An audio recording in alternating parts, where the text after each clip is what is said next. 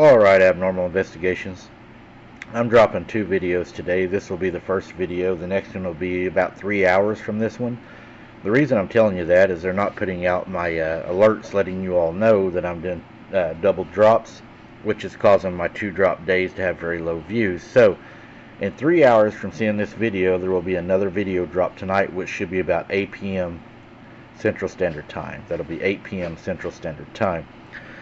The story I'm going to share with you is a little different than what we normally do, but I think you're going to enjoy this one. As I was looking through it, as it was sent in this morning, and I thought this is something that needs to be shared, so I'm actually throwing out an extra video today, but I think this one is worth it, and I can't wait to see your comments. To provide some context before I start, I attend a university which was used to be a mental institution. The hospital shut down around 40 years ago after being in operation for over 120 years. Some of the poor souls who had been patients were tortured in the basement and lost their lives. Some of the old buildings which were built for the hospital are still standing, including the basement, which was used for torture. These buildings aren't used to teach in anymore, yet are still near the buildings. In the country that I live in, they have a lot of superstition, and these small buildings are still used in the country I'm from. It's just an infamous paranormal hotspot because it's part of our college. Alrighty guys, I could tell this was going to get freaky. Alright, my computer's trying to be stupid right now. My experience starts out helping out my grandparents clean up their house. I used to be a skeptic, yet after this I truly do believe in the paranormal and that there are simply some things in this world science simply can't explain. I was tidying up their storage room and came across an old silver-backed mirror.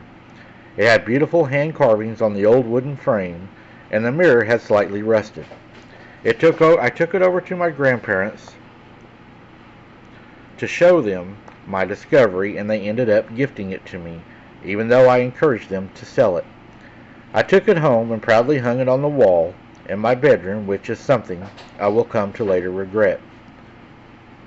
The first sign I had something was off was the fact that one of my cats entered my room, stared at the mirror, and began hissing.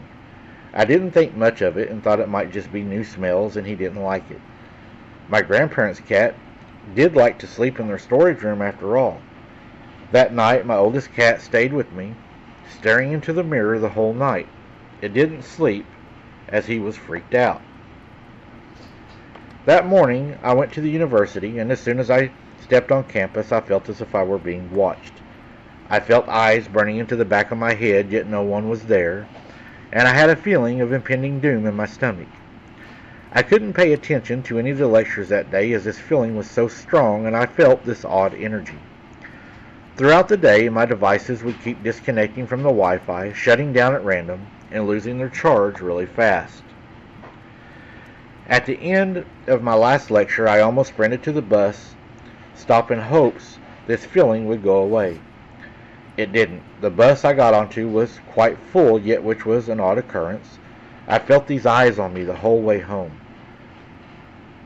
When I did get home, both my cats refused to go near me, and instead hissing and sprinting off. They also didn't go near my room. I was terrified that night, and I didn't want to go to sleep, yet the tiredness from the night before got the best of me. I woke up in the early morning hours to the old mirror falling off of the wall. The power was out, and when I checked out my window, it was only my house. That made me begin to shake. I was hearing whispers which I couldn't make out the words of, and the voice was raspy and raw. I tried to focus on my breathing, telling myself that it was just my own imagination, yet the utter coldness of the room in the summer heat with the power off made me doubt it. It wasn't until the first light of the morning sun that the whispers stopped and the power went back on, and the cold disappeared. I had spent that whole night staring at where the mirror fell, yet when the light hit the area, it was still there, only with a shard of glass on the ground too perfectly cut to be a coincidence. That was when I wished to take the mirror down and bury it in the earth, hopefully to stop everything. But it wasn't. I was too scared to touch it. My cats avoided me that day. Well, I didn't have any lectures and ended up sleeping on the couch. That night, at the same exact time, I woke up with the night before the whispers began again. This time they were louder, and it sounded like two different voices. I had a torch beside my bed that night, and I turned it on toward the mirror. I wish I didn't. These two hunched figures got illuminated. They were easily 8 feet tall and had eyes which shone red in the light. They were a dark shade of black, and these entities were scary, which they didn't reflect the light, and they turned their porcelain white faces toward me with creepy smiles as if they had been cut into the faces. I was too scared to move, let alone scream, and I just stared at these two beings who were holding the mirror. The creatures were staring at me, as I was at them the entire night, and like clockwork, with the first ray of sunlight they disappeared and the power went back on. The only thing that was left was a mirror now completely shattered on my floor and the light mist which smelt of rotting flesh. The later days my cats began to get near me, and I felt the weird energy was gone. I had picked up the glass and buried it in the field next to my house. I haven't experienced anything since that, and I hope that I don't. I now go to the university, and I was talking to my teacher. I told him about the incident, and he asked me to see a picture of the clock. I showed him a picture of the clock, and then he pulled an old picture out of his desk of the clock. It was the same clock.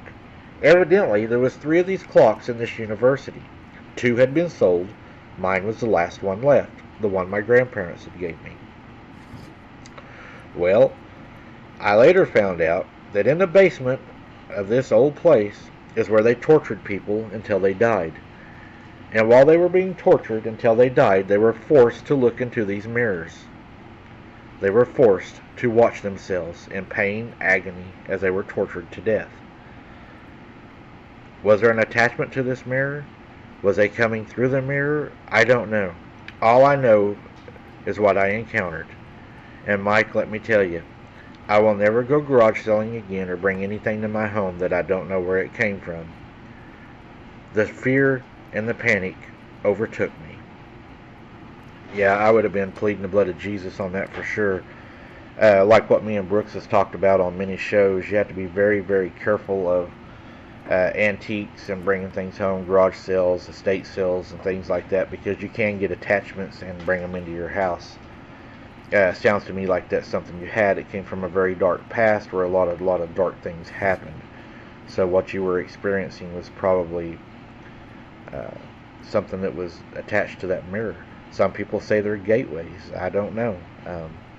But I think that you were very lucky that you got away with what you did. I hope you guys enjoyed this story. I read it this morning, guys. It was sent in. It was a rather short story, but I thought it was a good story, and I felt like it was worth sharing.